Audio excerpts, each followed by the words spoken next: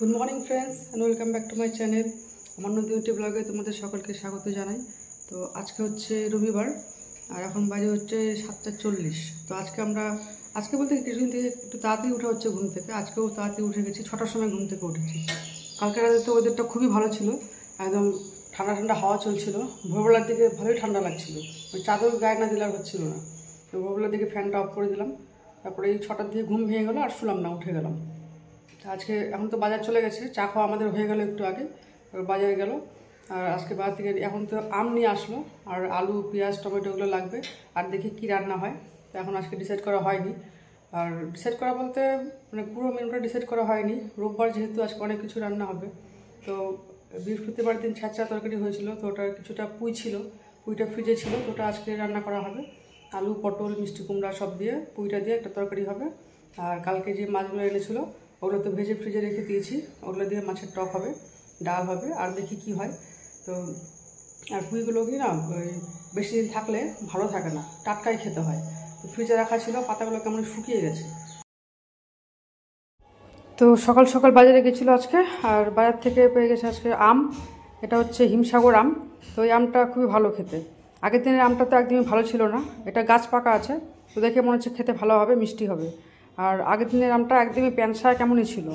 তো আমগুলো এখন আমি গুছিয়ে নিচ্ছি। আর ওদিকে গেছে হচ্ছে আমটা আমাকে দিয়ে, তারপর গেল হচ্ছে মাটন আনতে। তো 2 সপ্তাহ থেকে ভাবা হচ্ছে যে মাটন খাওয়া হবে, তো গরমের জন্য আর খাওয়া হচ্ছে না। তো ফাইনালি এই সপ্তাহে বললো না, আবার আজকে মাটনটা নিয়ে আসবে। আজকে ওয়েদারটা বেশ ভালো আছে। শসা, বাদাম, একটা পোস্তর প্যাকেট, চালমগজ আর কাজু বাদামের প্যাকেট।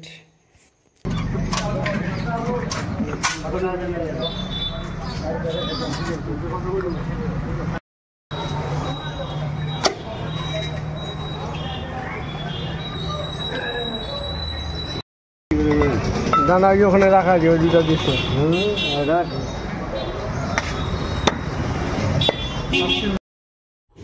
তো মাটনটা নিয়ে চলে এসছে। তো মাটনটা এখন ভালো করে ধুয়ে পরিষ্কার করে নিব। আর মাটনে যেহেতু অনেক লোম থাকে, লোমগুলোকে ভালো করে বেছে তারপর পরিষ্কার করতে হবে। আর চিকেন তো ধুতে অত সময় লাগে না, কিন্তু মাটনে অনেক লোম থাকে, এগুলো ভালো করে বেছে নিতে হয়। আর এখানে আছে হচ্ছে পেঁয়াজ কুচি, টমেটো কুচি, গোটা রসুন, চেরা কাঁচা লঙ্কা, এগুলো দিয়ে আজকে মাটন রান্না করা হবে। আর মাটনটা আজকে মেখে করা হবে না, মানে রোজ কি করি একদম সব মশলাগুলো পেস্ট করে নিয়ে তারপর ম্যারিনেট করে রাখি। তো আজকে ম্যারিনেশন করবো না, আজকে একটু অন্যরকম করে মাটনটা রান্না করা হবে। আর এখানে কেটে নিয়েছি হচ্ছে মিক্স সবজি। এটা আমাদের আছে হচ্ছে আলু পটল ঝিঙ্গা মিষ্টি কুমড়া কাঁচকলা, এগুলো সব দিয়ে একটা মিক্স সবজি হবে। আর এখানে হচ্ছে মাটনের জন্য আলু কেটে রেখে দিয়েছি। হয়ে যাচ্ছে আজকে রান্না। তো হয়ে গেছে রান্না, চলে এসছে এখানে মাটন কষা আর গরম গরম ভাত। কলা পাতায় মাটন কষা এরকম গরম গরম ভাত খেতে কিন্তু দারুণ লাগে। কলা পাতায় খেলে মানে একটা আলাদা সেন্ট, একটা আলাদাই টেস্ট হয়। তো রবিবার আজকে একদম জমজমাট মাটন কষা দিয়ে।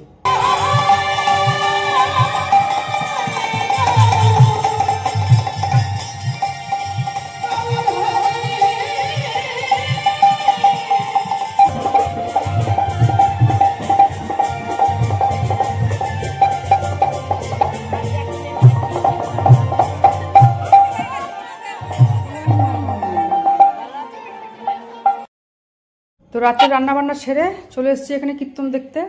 তো আমাদের পাশের পাড়াতে কীর্তন শুরু হয়েছে, 3-4 দিন হয়ে গেল কীর্তন হচ্ছে। তো যাবো করে যাওয়া হচ্ছে না, তো আজকে ফাইনালি চলে আসলাম।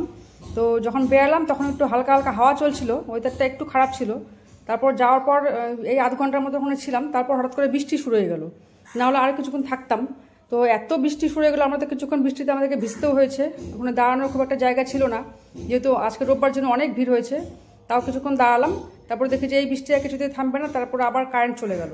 তো ওই জন্য বাধ্য হয়ে চলে আসলাম বাড়িতে। আর এখানে কিন্তু অনেক রকমের স্টল বসে, এটা প্রত্যেক বছরই বৈশাখ মাসের শেষের দিকে শুরু হয়।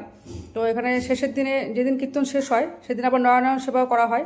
তো দেখি নয়নায়ণ সেবাতেও যাওয়ার ইচ্ছা আছে। আর এখানে দেখো বিভিন্ন রকমের স্টল বসেছে। তা আমরা তো কিছু কিনতে পারিনি, কিছু খাইও নি, তাড়াতাড়ি করে চলে এসেছিলাম বৃষ্টির জন্য।